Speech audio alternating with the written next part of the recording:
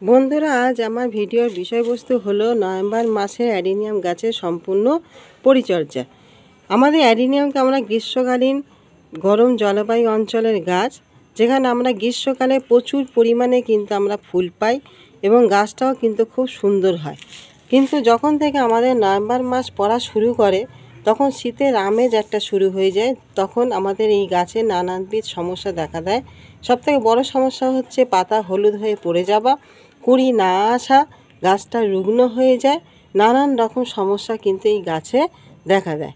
সেই নিয়ে বন্ধুরা আজকের আমার ভিডিও, যে এই নভেম্বর মাসে আমরা কি কি টিপস ফলো করব, কীভাবে যত্ন নেব, কি খাবার দেবো, যাতে করে আমাদের গাছটা যাতে হেলদি থাকে, ভালো থাকে, পাতা হলুদ হয়ে ঝরে যাতে না পড়ে যায় এবং এই নভেম্বর মাসেও যেন আমরা প্রচুর পরিমাণে এখান থেকে ফুল আনতে পারি, কুড়ি পেতে পারি। বন্ধুরা, আমার টিপস নাম্বার 1 হলো যে আমাদের এই মরুগোলাপকে আমাদের এই সময় ফুল সানলাইটে কিন্তু রাখতে হবে। আমরা গ্রীষ্মকালে 5 থেকে 6 ঘন্টা যেখানে সূর্যালোক পড়ে সেই জায়গায় রেখেছি, কেননা তখন আমাদের প্রচুর পরিমাণে কিন্তু তাপমাত্রা ছিল। কিন্তু এখন যেহেতু শীত পড়ছে আর এই শীতের সময় তাপমাত্রা কিন্তু অনেকটাই কমে যায়, যে কারণে আমাদের এমন একটা জায়গায় কিন্তু রাখতে হবে। যদি আপনাদের ব্যালকনি থাকে সেখানেও আপনাদের এমন একটি জায়গায় রাখতে হবে যেখানে সারাদিনের আলো কিন্তু পেতে পারে, সূর্যালোকের আলো কিন্তু তারা পেতে পারে। ফুল সানলাইটে কিন্তু আপনাদের প্রথম অবস্থায় কিন্তু গাছটিকে রাখতে হবে।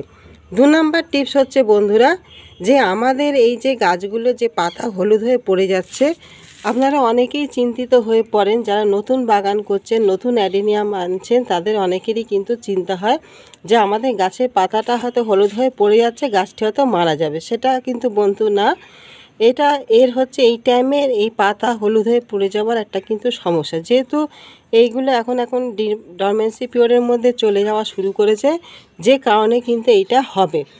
সেই জন্য আপনাদের কি করতে হবে, যে আপনারা ফুল সানলাইটে তো রাখবেন, আর গোড়া যাতে না শুকিয়ে যায়। দেখবেন আমাদের যে মাটি, সে মাটি যাতে শুকিয়ে না যায় সেদিকেও কিন্তু আপনাদের লক্ষ্য রাখতে হবে। কেন মাটি যদি শুকিয়ে যায়, মাটিতে যদি জল না থাকে, তখনও কিন্তু আমাদের এই অ্যাডিনিয়ামের পাতাগুলো কিন্তু হলুদ হয়ে ঝরে পড়ে।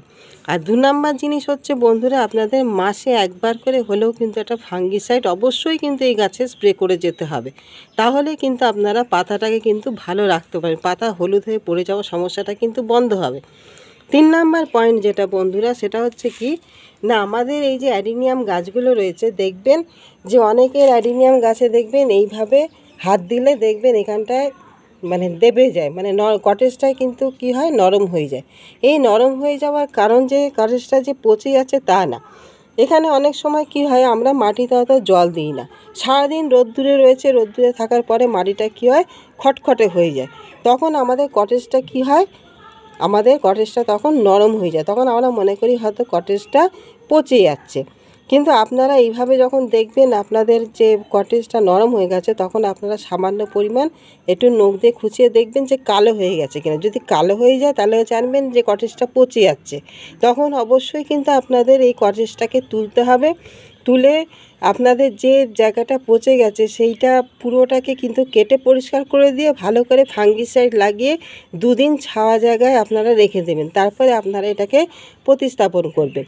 আর আরেকটি কি হয়, যে আমরা দেখি অনেক সময় উপর থেকেও কিন্তু পচে আসে, তখনও আপনারা উপর দিকটা যে অংশটা পচে গেছে সেই অংশটা কেটে ফেলবেন, দিয়ে সেখানে অবশ্যই ফাঙ্গিসাইড লাগিয়ে দেবেন। অ্যাডিনিয়ামের আর কোনো সমস্যা হয় না, সমস্যা শুধু উপর থেকে একটা পচে আসে আর নয়তো আমাদের কটেক্স পচে যায়। এই দুটো কারণেই কিন্তু আমাদের অ্যাডিনিয়াম গাছ কিন্তু মারা যায়। সেই জন্য আপনাদের অবশ্যই এই জিনিসটাকে কিন্তু লক্ষ্য রাখতে হবে যে কারণটা কি। যদি আমাদের মাটি শুকনো হয়ে যায় তবে কিন্তু আমাদের কটেজ নরম হয়ে যায়। সেই জন্য মাটিতে সবসময় আমাদের ময়েশ্চার ভাব রাখতে হবে, একেবারে খটখটে শুকনো করা যাবে না। আর উপর থেকে যদি পচে আসে তাহলে আপনারা সেই অংশটা কেটে দিয়ে আপনারা ভালো করে ফাঙ্গিসাইড লাগিয়ে দেবেন, তাহলে দেখবেন এই সমস্যা থেকে মুক্ত হতে পারবেন। বন্ধুরা, এই যে জিনিসটা আমি বললাম, এই জিনিসগুলো যদি আপনারা ফলো করতে পারেন তাহলে দেখবেন আপনাদের অ্যাডিনিয়াম যে গাছে এই যে শীত পড়ছে, এই শীতের সময় আপনাদের অ্যাডিনিয়াম গাছগুলো কিন্তু সুস্থ স্বাভাবিক রাখতে পারবেন, ভালো রাখতে পারবেন। আর একটা পাতা কিন্তু হলুদ হয়ে পড়ে যাবে না, গাছটাও সুন্দর থাকবে, ভালো থাকবে এবং সেখান থেকে ফুলও কিন্তু আপনারা পেতে পারবেন। বন্ধুরা দেখতে পাচ্ছেন এই কটেজগুলো কিন্তু দেখুন সব শক্ত। আমাদের জলটাকে কিন্তু মেনটেন করে যেতে হবে।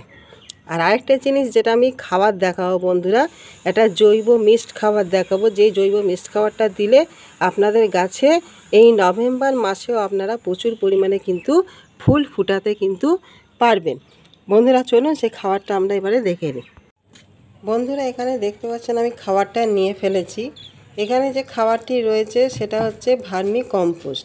আমি এখানে ভার্মি কম্পোস্ট নিয়েছি 1 মুঠো পরিমাণ। আপনারা এরকম ভার্মি কম্পোস্ট নেবেন। ভার্মি কম্পোস্টে আমাদের নাইট্রোজেন থাকে। নাইট্রোজেনে কী হবে, গাছের বৃদ্ধিটা হবে, নতুন নতুন পাতা আসবে, গাছের বাড়ন্তটা ভালো হবে। তার সঙ্গে আমি এখানে নিয়েছি হাড় গুঁড়ো। এই হাড় গুঁড়ো কিন্তু আমাদের অ্যাডিনিয়াম গাছ খুব পছন্দ করে, খুব ভালো হয়। আর এই অ্যাডিনিয়াম গাছে কি হয় না, কটেজটাও মানে মোটা করতে কিন্তু এই হাড় গুঁড়ো কিন্তু খুব কাজে লাগে। আর এখানে আমি অল্প পরিমাণ সিম চাচা নিয়েছি। এটা নিয়েছি আমি সুপার ফসফেট। এই সুপার ফসফেট আমাদের গাছের যে শিকড়টা, সেই শিকড়টাকে সুস্থ রাখবে, ভালো রাখবে, শিকড়ে বৃদ্ধি ঘটাবে এবং শিকড়টা সুন্দর হবে। আর এখানে হচ্ছে লাল পটাশ। যে লাল পটাশ আমাদের কিন্তু প্রচুর পরিমাণে কিন্তু ফুলের কুড়ি আনতে কিন্তু সাহায্য করবে। আর এই যে কালোর মতন যে দানাটা দেখতে পাচ্ছেন সেটা হচ্ছে কি না আমাদের জিয়ার দানা। এই জিয়ার দানায় মাইক্রোনিউট্রিয়েন্ট থাকবে। আর এই যে লাল পটাশ, এই লাল পটাশটা অবশ্যই দেবেন আপনারা। এই লাল পটাশটা দিলে এতে কিন্তু কুড়ি আসবে প্রচুর পরিমাণে। আর জিয়ার দানাতে নানা রকম মাইক্রোনিউট্রিয়েন্ট থাকে, যে মাইক্রোনিউট্রিয়েন্ট আমাদের কুড়িটাকে পুরো ফুলে পরিণত করতে কিন্তু সাহায্য করবে, যাতে পুরো কুড়িটা যাতে ফুলে পরিণত হয় এবং ফুলটা খুব সুন্দরভাবে যেন ফুটতে পারে। পুরো উপাদানটা আমরা ভালো করে সুন্দর করে মিশিয়ে নেব, যাতে একটার সঙ্গে আরেকটা উপাদান যেন সুন্দরভাবে মিশে যেতে পারে। এই খাবারটা দিলে বন্ধুরা আপনাদের নভেম্বর মাসে দেখবেন গাছের বৃদ্ধি যেরকম ভালো হবে, গাছে প্রচুর পরিমাণে কিন্তু কুড়ি আসবে এবং সেই কুড়ি ফুলে পরিণত হতেও কিন্তু প্রচুর পরিমাণে কিন্তু সাহায্য করবে। এই উপাদানটা এইভাবে ভালোভাবে মিশিয়ে নেবেন। মিশিয়ে নিয়ে আপনারা সুন্দরভাবে কিন্তু গাছে প্রয়োগ করবেন। বন্ধুরা ভার্মি কম্পোস্ট আমি নিয়েছি 1 মুঠো, আর সবগুলো নিয়েছি 1 চামচ পরিমাণে। বন্ধুরা আমাদের এই গাছের গোড়ায় যদি এরকম দেখেন, যদি কোনো রকম পাতা হয়েছে, কোনো রকম গাছের জন্ম হয়েছে, যেহেতু আমাদের বর্ষার সমানেই চলে যাচ্ছে, এইসব গাছের পাতাগুলো আমাদের কিন্তু হয়, এইগুলো কিন্তু আপনারা প্রথমে কিন্তু তুলে নেবেন। না তো আমরা যে খাবারটা দেবো তাদের অধিকাংশ কিন্তু এই গাছগুলো কিন্তু নিয়ে ফেলবে। বন্ধুরা আমরা এরকম আমাদের যে 10 ইঞ্চি, এটা ধরুন 10 ইঞ্চি টব, এই 10 ইঞ্চি টবে আমরা এরকম অল্প পরিমাণে, খুব বেশি না, অল্প পরিমাণে 1 মুঠোর থেকে একটু কম আমরা এইভাবে কিন্তু ছড়িয়ে দেবো। সুন্দর করে আমরা ছড়িয়ে দেবো গাছে দিয়ে, আর এখানটা আপনারা অল্প করে জল দিয়ে দেবেন। এইভাবে আমরা প্রত্যেকটা গাছে কিন্তু এই খাবারগুলো কিন্তু আমরা এইভাবে কিন্তু দিয়ে ফেলব। আমাদের নভেম্বর মাসের এটা খাবার। এই নভেম্বর মাসে এই খাবারটা অবশ্যই আপনারা প্রয়োগ করুন। প্রয়োগ করলে গাছটা সুস্থ থাকবে, ভালো থাকবে এবং গাছের যেরকম বৃদ্ধি হবে তার সঙ্গে পাতা ঝরা, ফুলের কুড়ি ঝরাও বন্ধ হবে এবং প্রচুর পরিমাণে কিন্তু কুড়ি এখানে আসবে। প্রচুর পরিমাণে এই নভেম্বর মাসেও কিন্তু আপনারা ফুল কিন্তু পেতে পারবেন। এইভাবে আপনারা কিন্তু অবশ্যই খাবারগুলো সব গাছে কিন্তু দিয়ে ফেলবেন।